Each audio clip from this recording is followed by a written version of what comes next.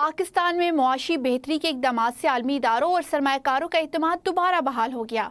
IMF के मुताबिक बेहतर मुआशी इकदामात ने मईशत को मुस्तहकम और एतमाद की बहाली में अहम किरदार अदा किया।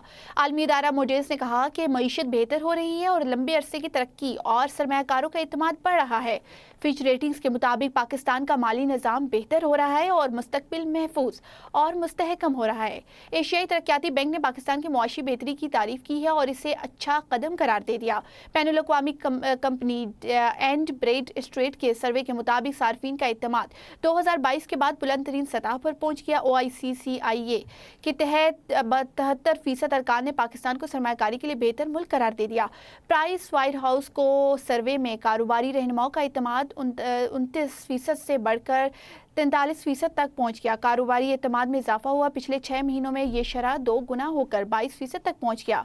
आलमी इदारों के इतराफ़ और सरमायाकारी के एतमाद में इजाफे से पाकिस्तान की मईशत बेहतर हो रही है।